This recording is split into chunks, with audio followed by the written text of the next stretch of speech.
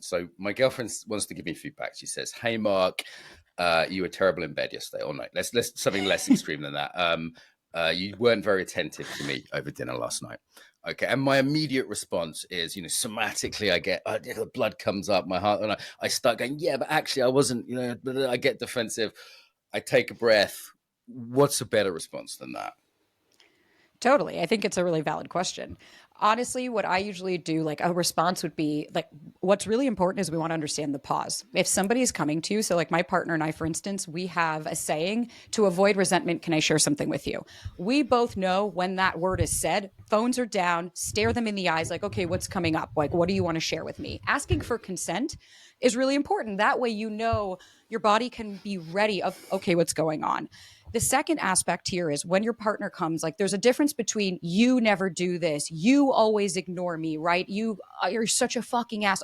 There's a way to, first of all, your partner to talk to you, right? So if I'm going to talk to my partner, I'm going to use I statements. I wanted to share something with you. When you said this, I felt really dismissed. I didn't feel like I was a priority to you. And so if I'm saying that to my partner, what I'm hoping I'll get back is a pause and that's really valid. Thank you so much for sharing that with me. While this might be really hard for me to hear, I know that you're just being honest with me and that this is something that is on your mind. What do you need from me to feel more supported? What do you need from me that I haven't been showing up for you in? And how can I either take accountability, take responsibility, or show you that my intention and my actions did not align? And I apologize for that. For a lot of us, at least for me personally, when we're coming with conflict, the repair is the most important. It's not about the issue, it's about how we can rectify it. And if I'm going to come to my partner and say something that bothers me more than anything, I just want to be validated that I'm not crazy, I'm not too emotional, I'm not too sensitive. Ugh, you're being dramatic again. Okay. What does validated mean? It's one of these kind of American words I hear. Imagine I'm like a dumb dude from a redneck state because I kind of am. I'm kind of like a British redneck. Okay, so like if I have a partner who says, "Oh my god, like I totally need to be validated," like, and I don't know what that means. Like, explain it in man terms for me. In man terms, essentially, it's just acknowledging that this person's feelings are real.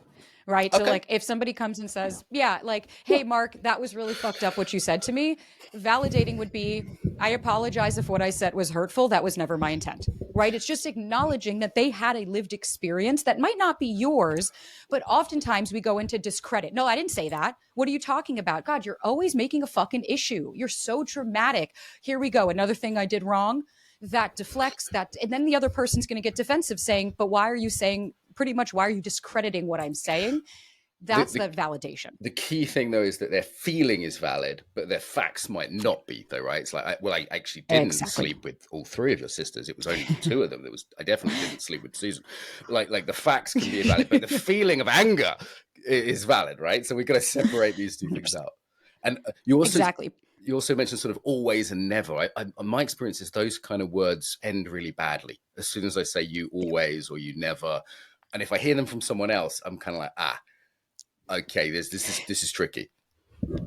Because I mean, and rightfully so, right? Because especially if a lot of us have that rejection, that really that wound that goes deep. When I hear you always, you never, instantly you're like, oh, so I don't do anything right, and you just shut down. You're not going to be able to receive. And to your point, part of this healing journey and going through all this, which I love to share, is like it's not about, oh, I'm just never going to feel anxious or I'm never going to feel these emotions. No, no, no, I will. I'm just going to know how to handle them. I'm going to have the bandwidth in order to handle them, and part of this two conflicting thoughts is, like you said, Mark, I could say, hey, your anger is totally valid. It's not factual. It's not based in facts, right? Like I didn't not text you because I don't like you. I didn't text you because I was on a flight and I didn't have the Wi-Fi or right, whatever. Sure. But your feelings could be valid and I will never discredit that. But I'm going to say, what are the facts to back it up? And oftentimes that's the work that I like to do with folks.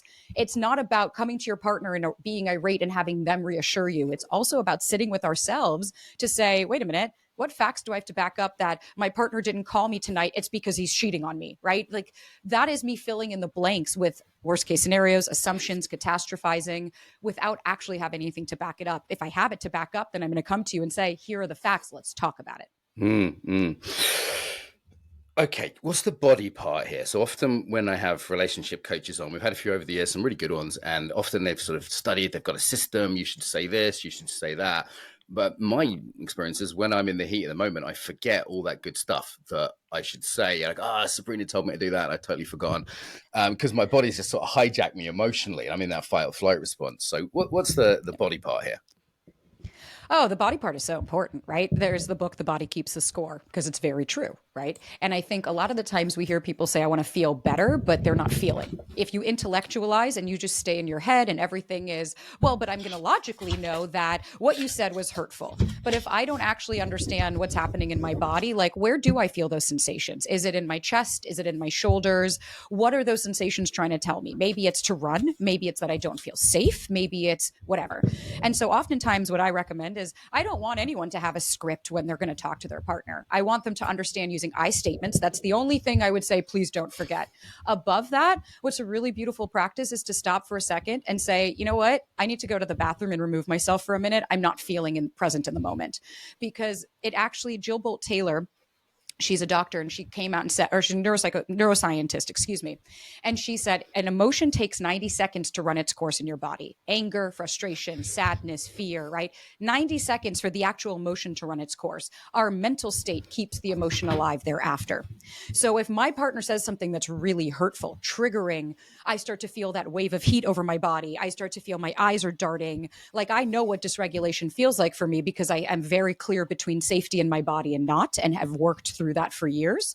So if I notice that my partner says something, I feel dysregulated, the first thing I'm going to do is maybe put my hand over my heart, take a couple of breaths, and ask my partner for the space that I need because I'm not seeing things clearly. And sometimes it could be just going for a walk around your house, going around the block and coming back in, scanning for safety in your room and just reacclimating yourself back to the present moment. Because what you're describing and beautifully is that dysregulation shuts your prefrontal cortex off. And when that logic center goes off and you go back into the amygdala, which is that fear center, you're not actually seeing things clearly. You're seeing them through a lens. And that then we then project and we assume and we start to fill in those blanks without giving our partner the option, the possibility to maybe explain that what they said wasn't how my father used to say it. They just said no because they weren't in the mood to do something, not because they hate me. Mm-hmm. So sort of gone back to childhood there. What is this? In short, what is the connection between how we're raised and how we relate intimately later on? You know, I've seen fun examples of this, like my friend Claire, I'll call her that because that's her real name.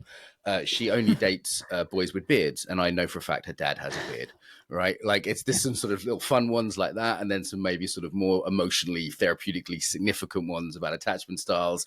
If someone would say to you, how does my relationship to my in my childhood to my parents impact how I do intimacy now? What's the short version of that? Short version is who taught you that? Right? Who taught you? Who taught you these patterns? Who taught you that emotionally unavailable partners are love? Who taught you that it's safe to be with somebody who puts you down or discredits you? Who taught you that you're not worthy and deserving of love? Because I personally, I'm not a fan of like, I'm not blaming anybody's parents. This isn't about like, oh, we have to say your parents were the worst person. I love my mother to the moon and back, but I also know that my mother used to disassociate when we were kids. And so I never really felt seen, heard, or understood. I had a father who was a textbook narcissist, classic T, all of it. And so I learned I'm too much, I'm too needy because he would shut down when any of us had emotions. So what did that look like in my adult relationships? I kept dating men with very little emotional bandwidth. I constantly felt I'm too much because that's what I genuinely believed about myself because that was the pattern that I was taught as a child. When I had an emotion, a parent shut down, I lost connection, which meant come out more, right? That was my coping mechanism. My siblings was to retreat.